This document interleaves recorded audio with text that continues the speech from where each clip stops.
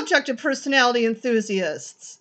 So, I'm going to be starting a series of videos that talk about SI because I think SI is a commonly misunderstood cognitive function, and I kind of like to shed some more light on it.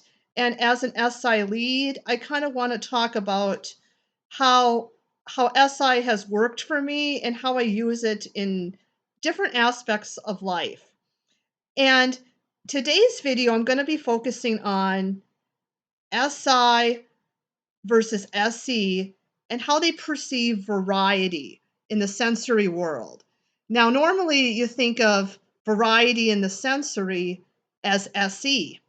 And I think SI has its own version of variety, but it's going to be different than SE. And it's going to be a bit more specific and narrow down.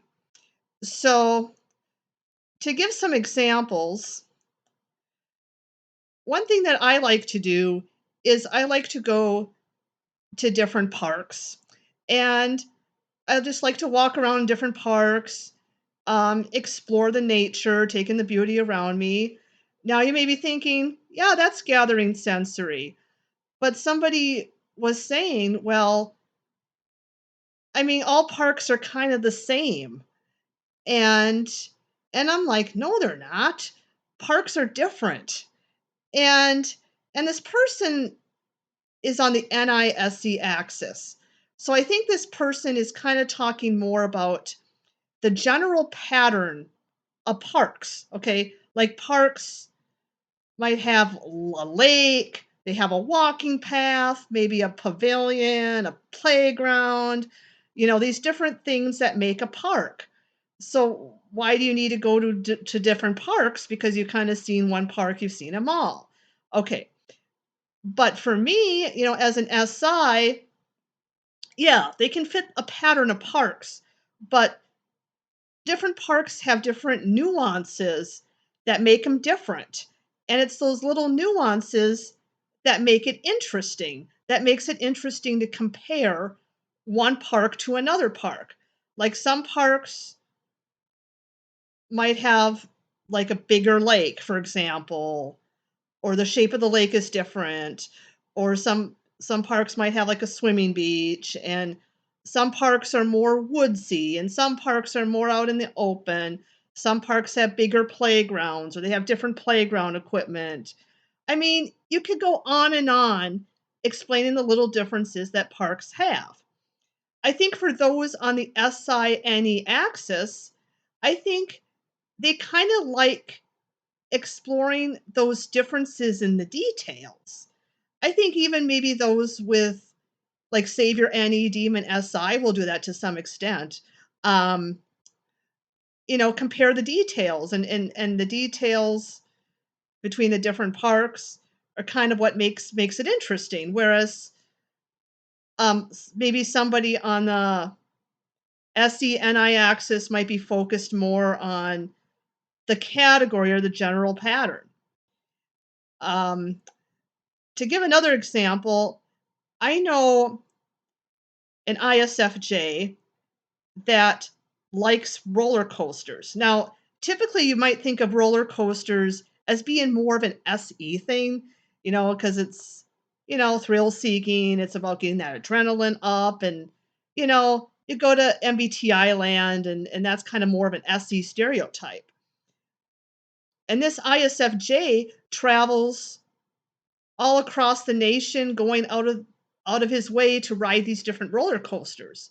Now, when you think about it though, roller coasters is a pretty narrowed down category of something. It's pretty specific, okay?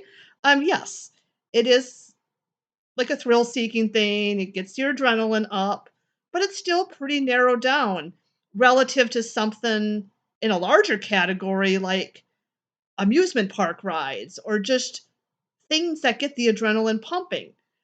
Um, I think an SE person might like roller coasters as well, but then they ride a few and then they're like, okay, I know what a roller coaster experience is like. I want to do something new.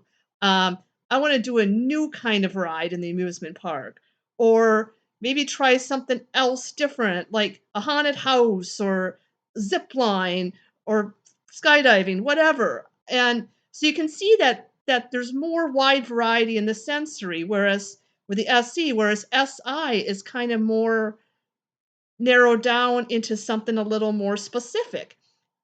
And this SI might like comparing all the different roller coasters and their unique properties, even though they fit into a same general category. They're not so much focused on the category as they are the little nuances within the category. Like some roller coasters are taller, some are faster, some are wooden, some are steel, and some go upside down and some are more twisty and turny, and they're different. Okay, each roller coaster for them could be a different unique experience. um and with food, for example, like this, like an SI, they might like trying different foods, but it may be a more narrow category that's in their SI box. Okay, so like, my guilty pleasure is spicy chicken, sandwich. And I know it's not the healthiest thing, but I like, comparing like the different spicy chicken sandwiches from the different fast food restaurants, okay?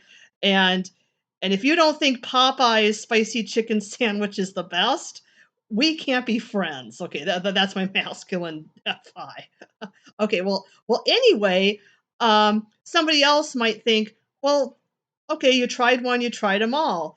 But then my SI kind of knows, well, they're different though. The amount of spice is different, the breading is different, the bun is a little different, the sauce is a little different. And I think it's probably an SI savior that like writes these articles like, okay, I tried 10 different spicy chicken sandwiches or whatever type of food from whatever type of restaurant, and then they rank them all or they compare them, because that's pretty narrowed down and specific. So yeah, so I think that I hope that sheds some light for you on, um, like the SI version of variety and the SE version of variety. So I'm curious for your feedback. Um, do you have SI in your function stack, or do you have SE in your function stack? And how do, how do you experience variety in the sensory? Is it more narrowed down kind of variety where it's just variations on a theme, or are you looking like for more entirely new experiences? Again, kind of going back to that food. Well, and SC might do the same. They find one food they like and then try different versions of that same food. But I think they'd probably get tired of that more quickly, and then they would want to go on to something maybe entirely different altogether. That's just my thoughts on that. So yeah, in the comments, write down how you experience, variety in the sensory and your type, if you know it.